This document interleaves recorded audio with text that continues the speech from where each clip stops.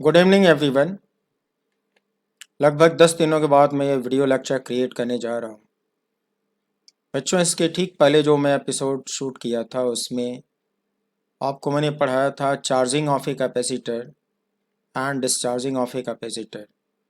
उसकी complete analysis with derivations with graphical concept मैंने आपको एक्सप्लेन किया था और अच्छी तरह से समझाने की कोशिश किया था। बच्चों, इधर 10 दिनों से मैं अपने इस बुक को पब्लिश करने में लगा हुआ था और ये बुक मेरी पब्लिश हो चुकी है और ये अमेज़ॉन किंडल स्टोर पे ई बुक के फॉर्मेट में पब्लिश हो चुकी है। इसका इन्फॉर्मेशन मैंने आपको शेयर किया था व्हाट्सएप ग्रुप पे। वहाँ मैंने आपको उसका लिंक भी दिया था जहाँ से आप ऑर्डर या सब्सक्राइब कर सकते हो। अभी इसका जो प्रिंट बुक वर्जन है वो 3 से 4 दिनों में पब्लिश होने वाला है और वो notionpress.com पे पब्लिश होगा। और जैसे ही पब्लिश होगा प्रिंट बुक फॉर्मेट में मैं आपको इन्फॉर्म करूँगा, फिर वहाँ से आप उसको डायरेक्टली प्रिंट बुक ऑर्डर कर सकती हो। और ये बहुत इंपॉर्टेंट चैप्टर है, इसकी एक बुक आपके टेबल पे ज़रूर होनी चाहिए, ऐसा मैं आपसे रिक्वेस्ट करता हूँ। तो ये जो टॉपिक चल रहा था ये था ट्रांजिएंट एनालिसिस। ट्रांजिएंट का मीनिंग होता है एवरीथिंग वेरिएबल। जितनी भी क्वांटिटीज़ हम लोग डिस्कस करते हैं वो 0 से इन्फिनिटी टाइम इंटरवल में सब कुछ वेरिएबल होता है, उसको ट्रांजिएंट स्टेट बोलते हैं और जो एनालिसिस होते हैं उसको ट्रांजिएंट एनालिसिस बोलते हैं। तो उसका फर्स्ट पार्ट था charging and discharging of capacitor, जो मैं एक्सप्लेन कर चुका हूँ। आज मैं उसके सेकेंड पार्ट को एक्सप्लेन करने जा रहा हूँ। RL series with DC source, R for register और L फॉर इंडक्टर। ये इंडक्टर का सेल्फ इंडक्टेंस है और ये रजिस्टर का रेजिस्टेंस है।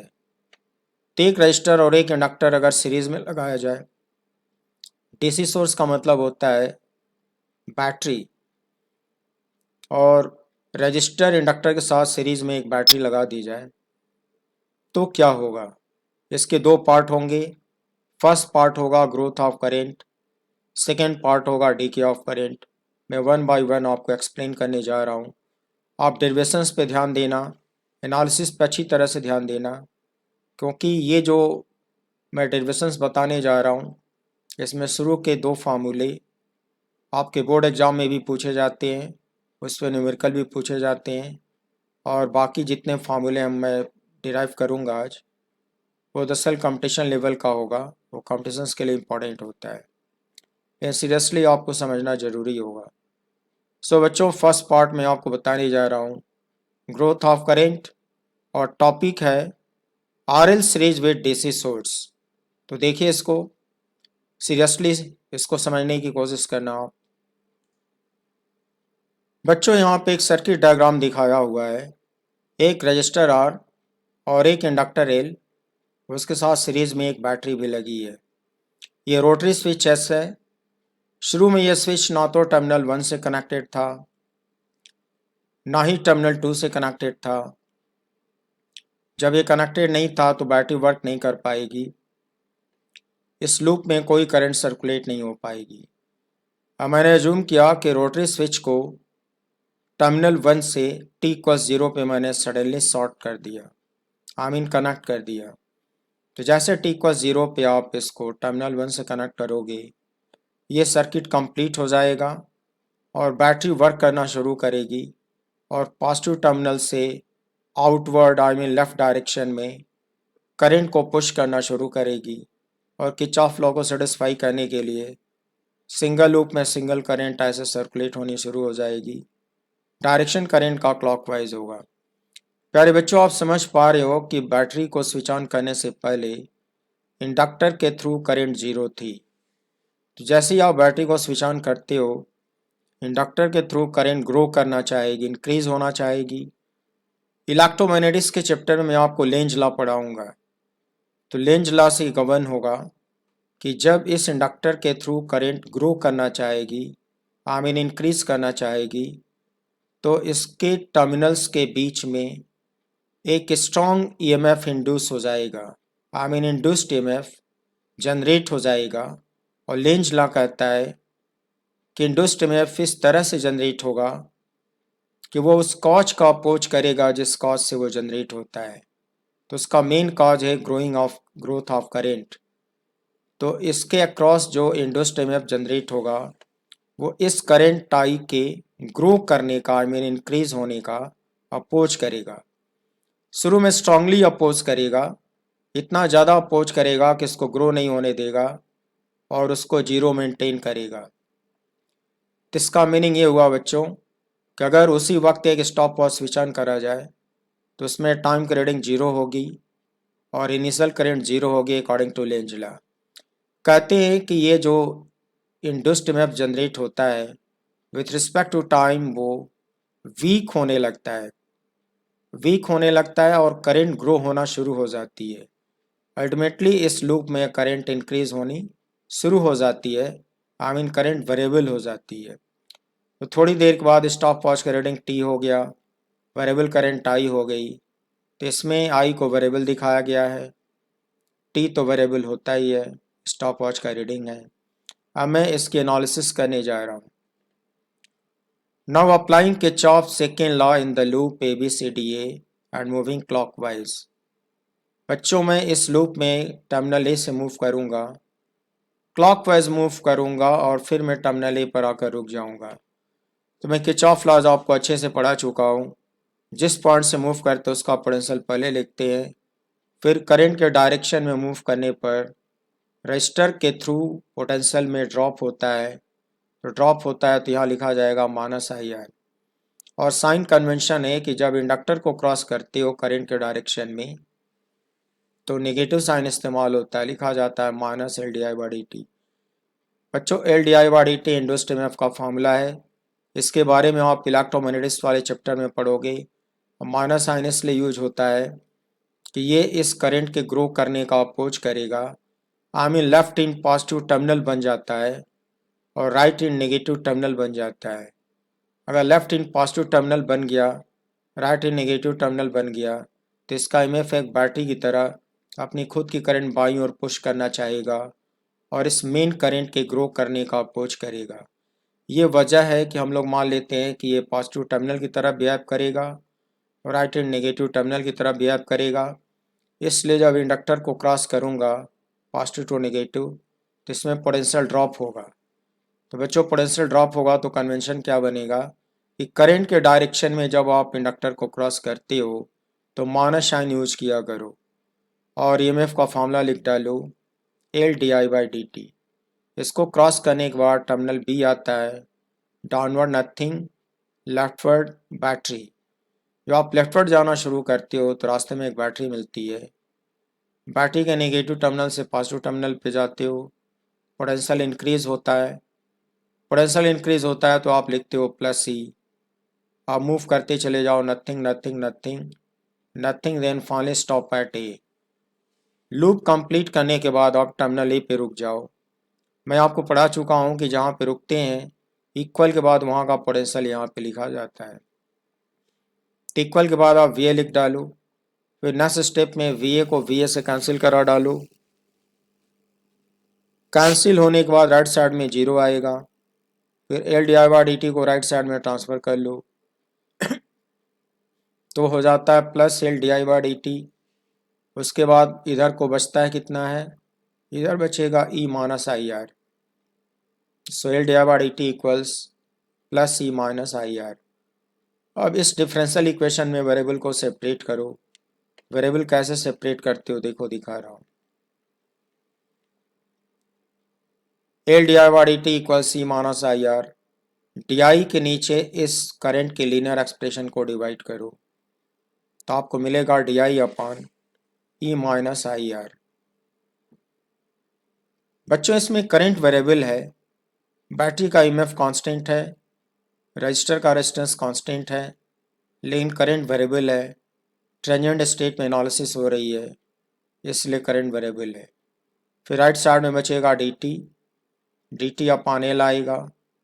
एल इंडक्टर का सेल्फ इंडक्टेंस है और फॉर द गिवन इंडक्टर ये कांस्टेंट होता है। Time T instantaneous time stop watch का रीडिंग होता है जो कि वेरिएबल माना जाएगा। अब बोथ साइड को इंटीग्रेट करो। इंटीग्रेट करते वक्त लिमिट करस्पॉन्डिंग होनी चाहिए, तो आपको लिमिट लिखना मैं सिखा चुका हूँ। यहाँ पे टाइम की लोअर लिमिट 0 राइट करोगे तो उसका करस्पॉन्डिंग करंट की लोअर लिमिट 0 होगी। फिर टाइम की अपर लिमिट टी होगा, यहाँ करंट आई का अपर लिमिट आई होगा।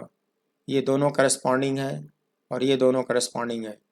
बच्चों आपको मैं कैलकुलस पढ़ा चुका हूँ और बता चुका हूँ कि किसी वेरिएबल का अगर लीनियर एक्सप्रेशन होता है और वो डिनोमिनेटर में होता है तो उसका इंटीग्रल लॉग में आता है।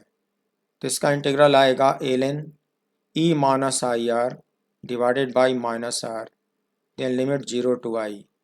बच्चों एल को नेचुरल लॉग बोलते हैं जिसका बेस स्मॉल ई होता है। फिर डी टी का इंटीग्रल टी होगा और एल कांस्टेंट है तो वो इंटीग्रल के बाहर निकल आएगा। फिर यहाँ पे लिमिट लिख दी जाएगी 0 टू टी। प्यारे बच्चों माइनस आर कांस्टेंट है, उसको ब्रैकेट के बाहर निकालो और उसको टी में क्रॉस मल्टीप्लाई कर सकती हो। फिर लेफ्ट हैंड साइड में आई की जगह पे आई पहले अपर लिमिट रखो, फिर आई की जगह पे 0 लोअर लिमिट रखो। Log M minus log N का फार्मूला लगा दो, उसकी वैल्यू होती है लॉग एम बाई एन। तो लॉग एम बाई एन के फार्मूले से मिलेगा L N E minus I R divided by E to the base small E. L N का बेस स्मॉल ई होता है, ये मैं आपको पहले भी बता चुका हूँ। प्यारे बच्चों यहाँ टी के अपर लिमिट टी रखो, फिर माइनस के बाद टी के लोअर लिमिट 0 रखो, तो न्यूमरेटर में टी माइनस 0 आएगा। उसको माइनस आर से मल्टीप्लाई करो और एल से पहले से डिवाइडेड है तो राइट हैंड साइड में आता है minus R T by L. अब इसको एंटी लॉग लेने का प्रॉपर्टी होता है कि इसमें जो बेस स्मॉल ई है उस पर पूरी की पूरी क्वांटिटी पावर रेज हो जाएगी जो कि इस नंबर के इक्वल हो जाएगी। तो लॉ की प्रॉपर्टी यूज़ करते हुए इस नंबर को लेफ्ट साइड में मैंने लिख दिया, राइट साइड में ई पर पावर रेज कर दिया minus R T by L. बच्चों इसको सिंप्लीफाई करो, ई बाई ई करोगे तो 1 आएगा, तो लेफ्ट साइड में आता है 1 minus I R upon E, right side में आता है E power minus R T by L. उसके बाद आई को कॉमन लेने की कोशिश करो, इस टर्म को राइट साइड में ले जाओ, एक्सपोनेंशियल फंक्शन को लेफ्ट साइड में ट्रांसफ़र करो, फिर इससे क्रॉस मल्टीप्लाई करो to get you current I equals E by R with in bracket 1 minus E raise to the power minus R T by L. प्यारे बच्चों ये करेंट आई की पीक वैल्यू है, इसको आई नॉट सिंबल दे दो और आर को पलट के नीचे ले आओ, एल बाई आर होगा minus T by L by R. L by R एक कांस्टेंट होगा, उसको टाउ सिंबल दे दो। ये फार्मूला बनता है ग्रोइंग करेंट का, I equals I not into 1 minus E power minus T by tau. बच्चों ये जो टाउ होता है उसकी वैल्यू एल बाई आर होगी। डिराइव करने पर ये टाइम का डायमेंशन देता है, तो प्रैक्टिकली ये पूरी रेशियो क्वांटिटी टाइम मिलेगी और ये कांस्टेंट होने की वजह से इसको टाइम कांस्टेंट बोलते हैं, सिंबल टाउ देते हैं और डिफाइन करते हैं inductive time constant. This is inductive time constant, इसका डायमेंशन टाइम टी के इक्वल होता है, इसलिए इसको टाइम कांस्टेंट बोला गया, सिंबल टाउ लिखा गया और ये होता है इंडक्टिव टाइम कांस्टेंट और ये ग्रोइंग करंट का फार्मूला आ गया। प्यारे बच्चों ग्राफिकल एनालिसिस में एडवांस वर्जन में करूँगा, अपनी बुक का जो एडवांस सीरीज पब्लिश करूँगा वहाँ पर डेरिवेटिव टेस्ट करके मैं ग्राफिकल एनालिसिस करूँगा। यहाँ पे मैंने सिर्फ समरी दी है और ग्राफ बना दिया है। अगर टी को 0 पुट करोगे, टी पावर 0 1 आएगा, 1 माइनस 1 0 होगा, तो करंट आई की इनिशियल वैल्यू 0 होगी। इनफाइनाइट टाइम गुजर जाने के बाद जब टी को इन्फिनिटी लिखते हो तो ई पावर माइनस इन्फिनिटी आएगा, ई पावर माइनस इन्फिनिटी 0 होता है, 1 बचेगा, तो इनफाइनाइट टाइम के बाद आई की वैल्यू आई नॉट के बराबर होकर कांस्टेंट हो जाएगी। और बच्चों आई नॉट की वैल्यू ई बाई आर होगा, इसको मैं ग्राफ में दिखाया हूँ। ये ग्रोइंग करेंट का ग्राफ है, ये एक्सपोनेंशियली इंक्रीजिंग फंक्शन होता है। टी इक्वल्स 0 पर आई की वैल्यू 0 दिख रहा होगा और टी इक्वल्स इन्फिनिटी पर आई की वैल्यू कांस्टेंट हो जाती है, equal to I not that is E by R. I mean ये जो लाइन ब्लू कलर से मैंने बनाई है ये एसिम्पटोट होगा। एसिम्पटोट इस कर्व को इन्फिनिटी पे टच करेगा। आई मीन इन्फिनिटी पर इस कर्व का जो टेंजेंट होगा वही एसिम्पटोट कहलाता है, वो हॉरिजॉन्टल होगा। और यहाँ आई की respective corresponding value I not हो जाएगा, ई बाई आर होगा। एनालिसिस करने पे पता चलेगा कि ये फंक्शन इंक्रीजिंग होगा और कॉन्वेक्स अपसाइड होगा। तो मैं एडवांस वर्जन रिलीज़ करने के बाद आपको इसकी एनालिसिस भी सिखा दूंगा। वैसे मैं पूरी एनालिसिस पहले भी पढ़ा चुका हूँ। तो जो बच्चे फर्स्ट टाइम इस वीडियो को वॉच कर रहे होंगे उनसे रिक्वेस्ट है कि वो मेरी बुक्स में या मेरे यूट्यूब चैनल पे जो फिजिकल मैथमेटिक्स के एपिसोड्स हैं वो सारे एपिसोड अपडेट कर लें।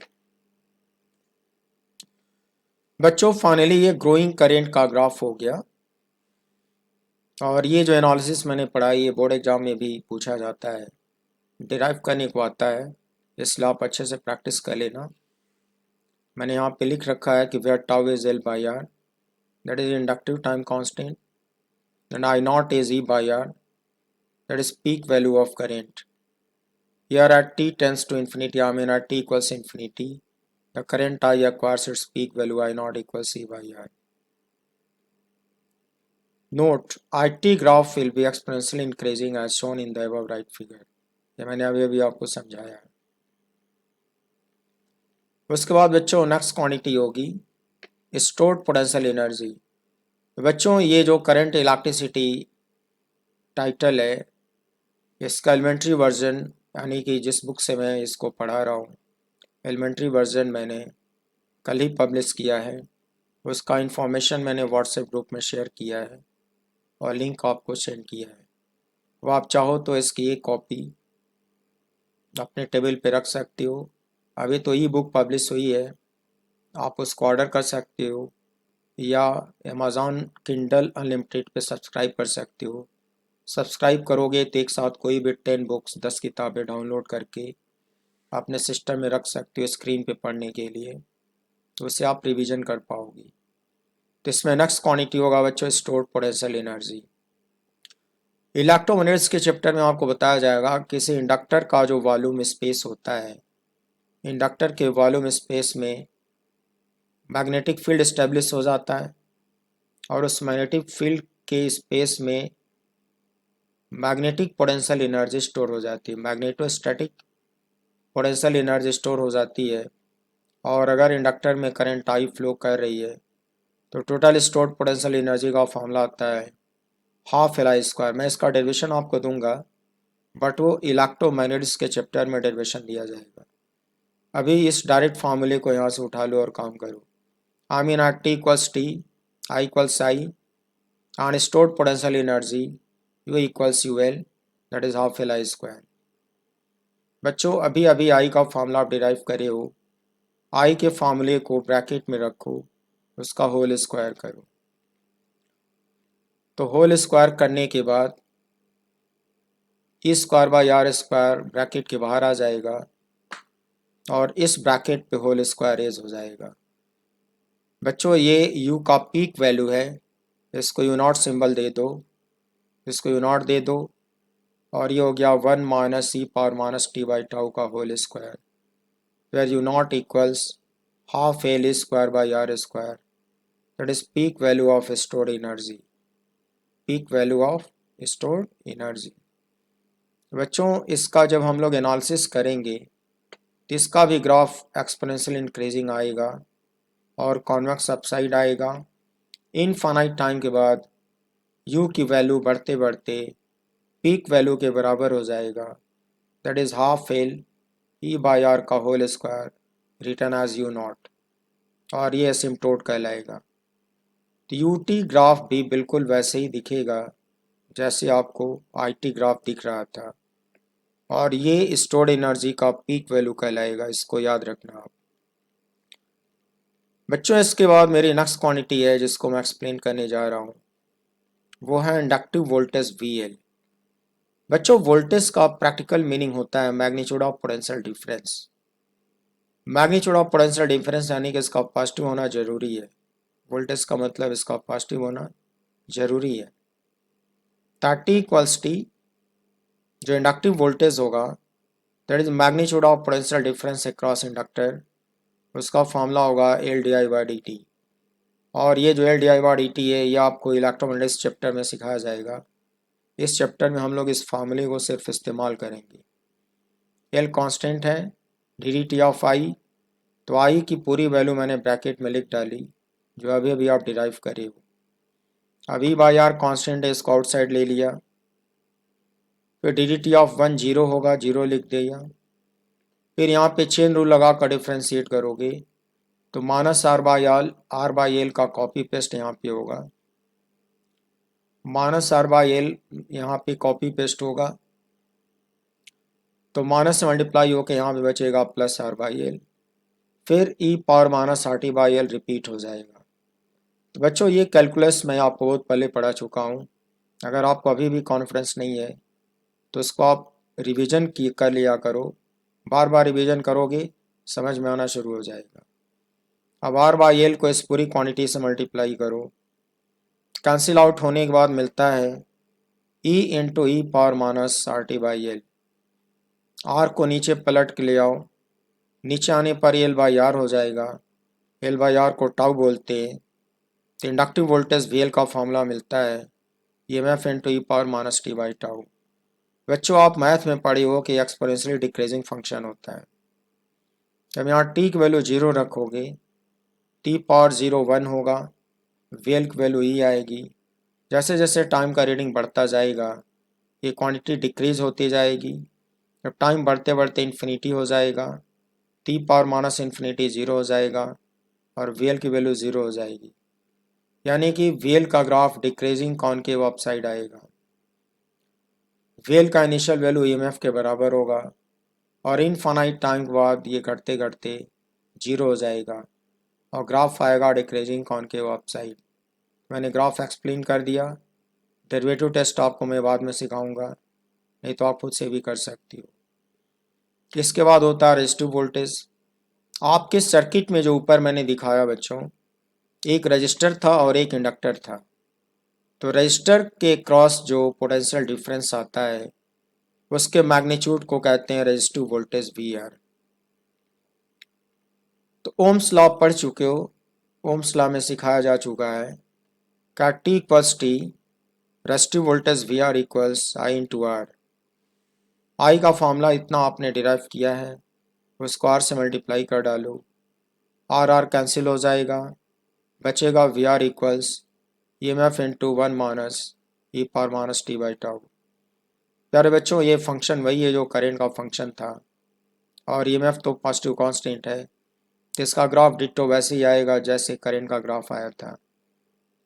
T 0 रखोगे तो e⁻0 1 आएगा, 1-1 0 होगा, तो VR की इनिशियल वैल्यू 0 होगी और after a long time T infinity होगा, e⁻∞ 0 होगा, 1 इंटू ई VR की वैल्यू E होगी। तो VR की वैल्यू बढ़ते बढ़ते इनफाइनाइट टाइम के बाद EMF के बराबर हो जाएगा, इनिशियल वैल्यू 0 होगा, ये इंक्रीजिंग कॉन्वेक्स अपसाइड होगा। बच्चों मैंने यहाँ पे हिंट लिख रखा है कि UT VRT graph will be exponentially increasing and VLT graph will be exponentially decreasing as shown above। ऊपर मैंने आपको तीनों ग्राफ एक्सप्लेन किए और ये तीन फंक्शन डिराइव करके आपको फार्मूला निकालना सिखाया। इसके बाद नेक्स्ट टॉपिक है बच्चों power dissipated, that is PD।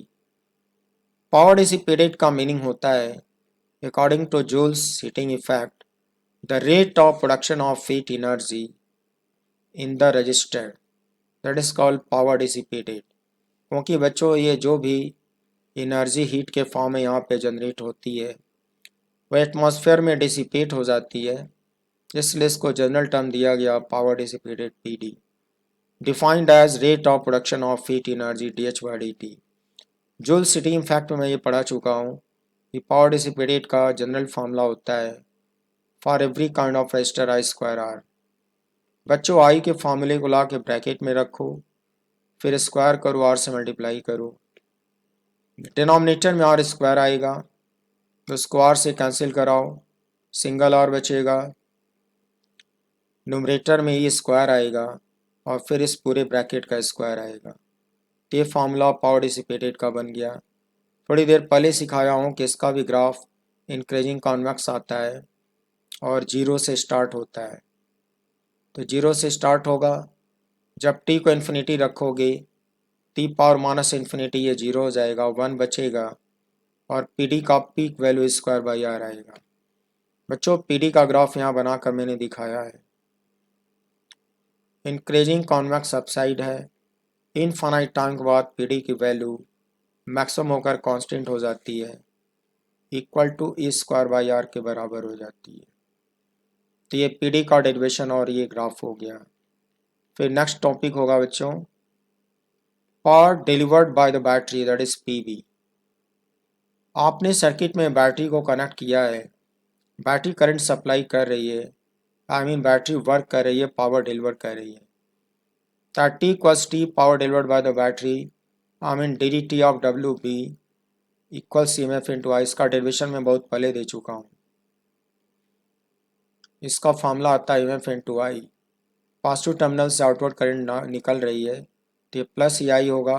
अगर करंट पॉजिटिव टर्मिनल में अंदर जा रही होती तो ये माइनस EI होता है, ये भी सिखा चुका हूँ। बच्चों फिलहाल आपके क्वेश्चन में करंट आउटवर्ड जा रही है तो ये हो गया EMF into I। ई को रिपीट कर डाला, आई के फार्मूले को रिपीट कर डाला, यहाँ पे मिलेगा E²/R और ब्रैकेट में मिलेगा 1 minus E power minus T/τ। बच्चों थोड़ी देर पहले ही मैंने ये ग्राफ आपको सिखाया है। पीवी का भी ग्राफ इंक्रीजिंग कॉन्वेक्स अपसाइड आएगा और इनफाइनाइट टाइम के बाद E²/R आएगा, इनिशियल वैल्यू 0 होगा। डन, इसका भी ग्राफ हो गया। बच्चों इसके बाद आपका नेक्स्ट टॉपिक है rate of increase of stored energy dU/dt। आपको पता चल चुका है कि आपके इंडक्टर के मैग्नेटिक फील्ड में मैग्नेटोस्टैटिक पोटेंशियल एनर्जी लगातार बढ़ेगी। ग्राफ बता चुका हूँ, फार्मूला सिखा चुका हूँ। लगातार बढ़ेगी तो इसके इंक्रीज होने का एक रेट होगा। कैलकुलस में उस रेट को dU/dt लिखते हैं। कॉम्पिटिशन्स के लिए बहुत इंपॉर्टेंट है, इसका डेरिवेशन में सिखाने जा रहा हूँ। At T equals T dU/dt equals dt of U और U का इंस्टेंटेनियस फार्मूला लिख डाला ½ Li²। इसमें हाफ एल कांस्टेंट होगा, डिफरेंशियल के बाहर आएगा। I² को T के रिस्पेक्ट में डिफ्रेंशिएट करोगे तो चेन रूल अप्लाई करना पड़ेगा। तो चेन रूल अप्लाई करोगे तो पहले I² का 2I लिखोगे, फिर इंटू dI/dt करोगे। बच्चों 2 को 2 से कैंसिल करा दो, L इंटू dI/dt को एक ब्रैकेट में लिखो और I को अलग से मल्टीप्लाई कर दो। L इंटू dI/dt को इंडक्टिव वोल्टेज VL बोलते हैं, इंटू I। अभी अभी आपने VL का ये फार्मूला डिराइव किया है, रिपीट कर डालो। करंट I का ये फार्मूला रिपीट कर डालो, सिंप्लीफाई करो, E/R को E से मल्टीप्लाई करो, T²/R मिलेगा। E पावर माइनस T/τ को ब्रैकेट में अंदर इन दोनों से मल्टीप्लाई करो तो फर्स्ट टर्म आता है E power minus T/τ, second term आता है E power minus 2T/τ square हो जाता है और ये dU/dt का कंप्लीट फंक्शन आता है। बच्चों इसकी डिटेल्ड एनालिसिस मैं आपको एडवांस वर्जन में करूँगा, अभी मैं आपको शॉर्ट में इसको समझा रहा हूँ। जब हम लोग इसका ग्राफ बनाएंगे बच्चों तो T इक्वल्स 0 पुट करोगे, T पावर 0 यहाँ 1 आएगा, T पावर 0 यहाँ भी 1 आएगा, 1 माइनस 1 0, dU/dt की इनिशियल वैल्यू 0। इस ग्राफ में dU/dt का इनिशियल वैल्यू 0 दिखाया हूँ। तो उसके बाद इनफाइनाइट टाइम गुजर जाने के बाद स्मॉल t को इन्फिनिटी लिखोगे, E पावर माइनस इन्फिनिटी ये भी 0 होगा, E पावर माइनस इन्फिनिटी ये भी 0 होगा, 0 माइनस 0 0 होगा। इस ग्राफ में दिखाया हूँ बच्चों कि इनफाइनाइट टाइम गुजर जाने के बाद dU/dt घटते घटते 0 हो जाएगा। But in the mean time क्या होता है, कि ये ग्राफ कुछ टाइम तक इंक्रीज होगा, फिर ये मैक्सिमम होगा, उसके बाद ये डिक्रीज होगा, फिर डिक्रीज होते होते जीरो हो जाएगा। बच्चों इस ग्राफ की जब पूरी एनालिसिस करी जाएगी तो पता चलेगा कि यहाँ पे एक मैक्सिमम पॉइंट होगा। मैक्सिमम पॉइंट पर किसी भी फंक्शन का ग्राफ बना रहे हो तो मैक्सिमम पॉइंट पर उसका स्लोप जीरो होता है, यानी कि उस फंक्शन का dy by D x zero होता है।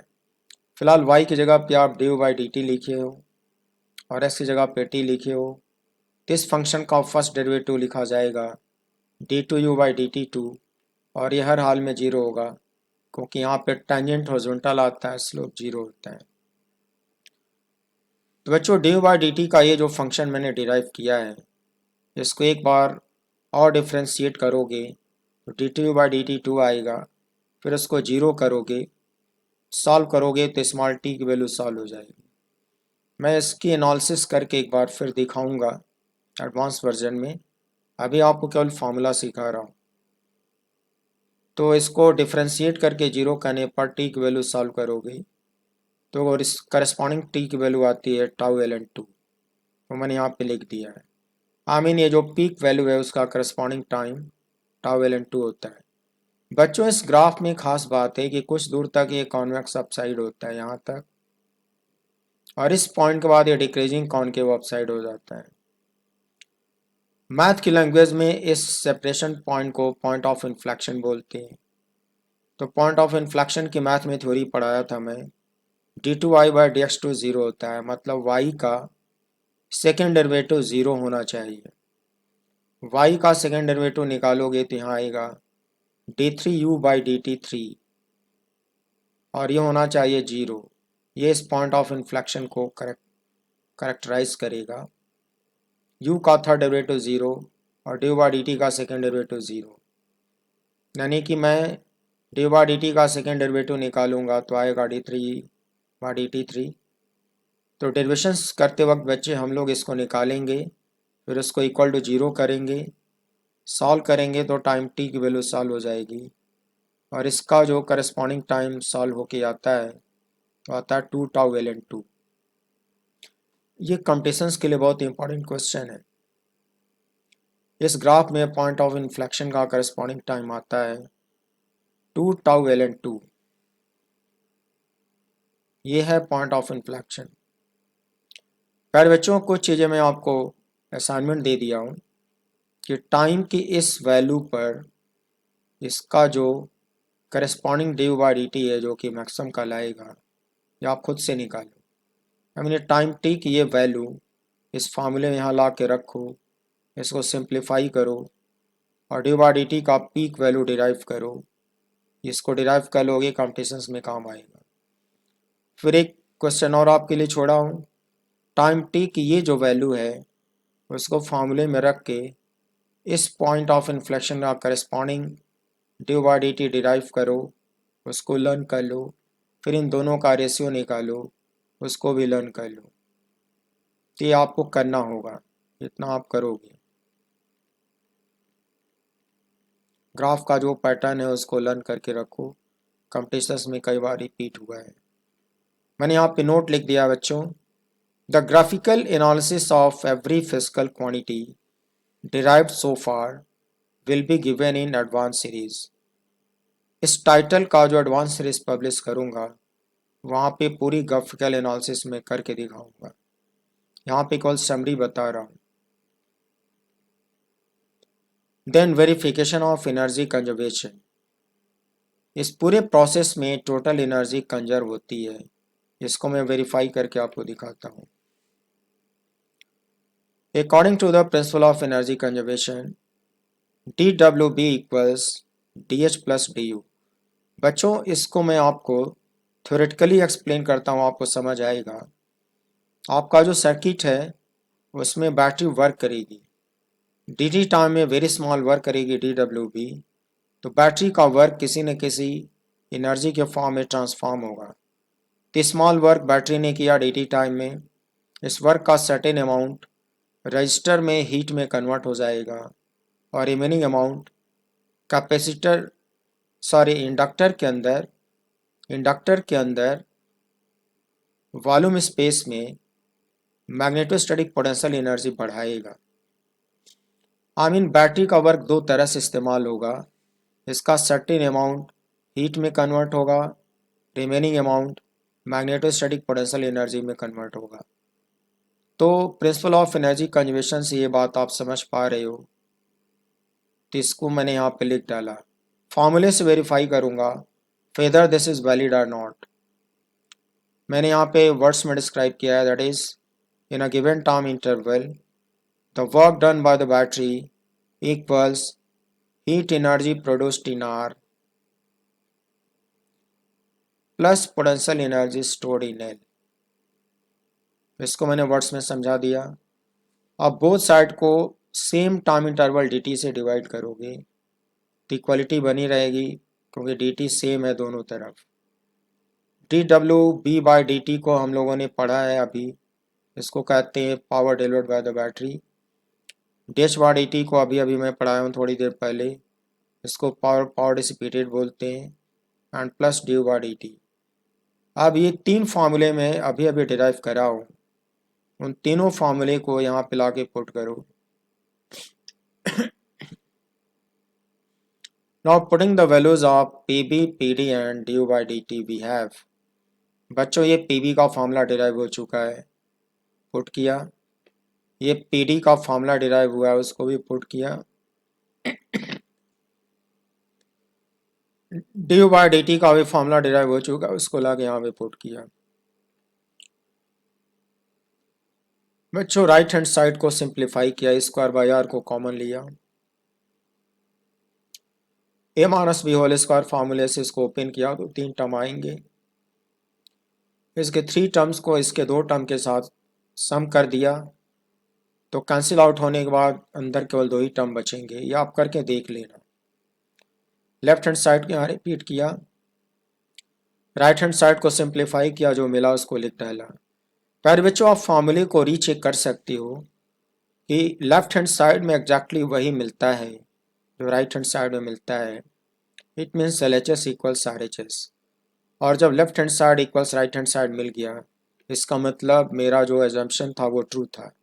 मैं यहाँ पे एनर्जी कंजर्व होगा ऐसा मान के चला था, और फार्मूला पुट करने के बाद दोनों इक्वल आते हैं, मतलब मेरा एजम्पशन ट्रू है। एजम्पशन ट्रू होने का मतलब कंक्लूजन होगा hence energy conservation is verified. ये स्टेटमेंट और ये एनालिसिस कंप्यूटेशंस के लिए बहुत इंपॉर्टेंट है बच्चों। Energy conservation is verified. Now next,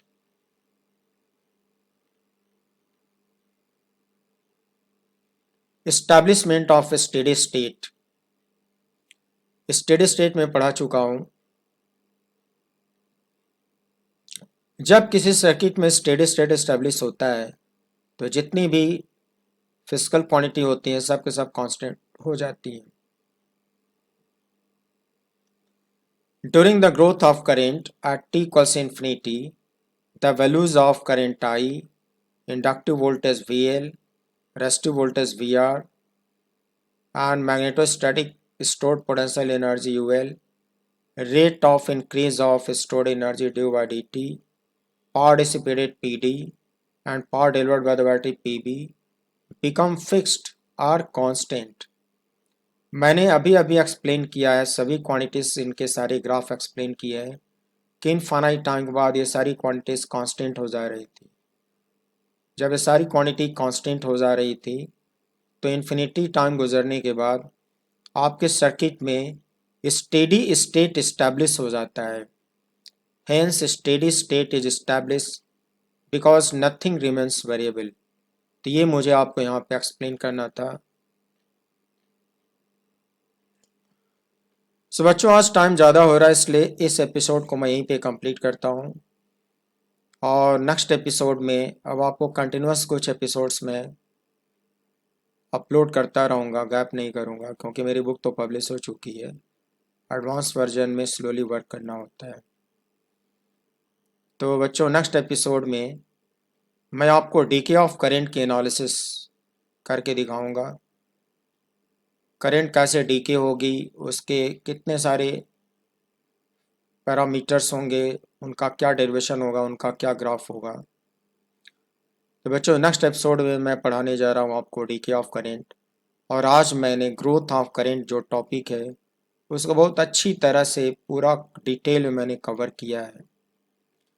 सारे फॉर्मूले डिराइव करे, उनके ग्राफ की एनालिसिस करी है। तो आज मैंने ग्रोथ ऑफ करंट कंप्लीट कर दिया और नेक्स्ट एपिसोड में मैं आपको डीके ऑफ करंट पढ़ाने जा रहा हूँ।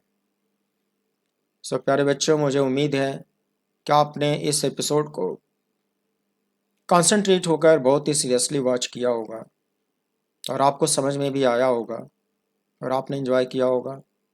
लेकिन जो स्टूडेंट्स फर्स्ट टाइम इस वीडियो को वॉच कर रहे होंगे उनसे मैं रिक्वेस्ट करूंगा कि वो फिजिकल मैथमेटिक्स के सारे एपिसोड्स अपडेट कर ले मेरे यूट्यूब चैनल से। उसके बाद इसको देखना शुरू करें तभी वो समझ पाएंगे, क्योंकि उनको कैलकुलस का नॉलेज होना बहुत ज़रूरी है। तो प्यारे बच्चों, इतनी देर तक पेशेंस के साथ मेरे साथ बने रहने के लिए thank you very much and wish you good night, see you again.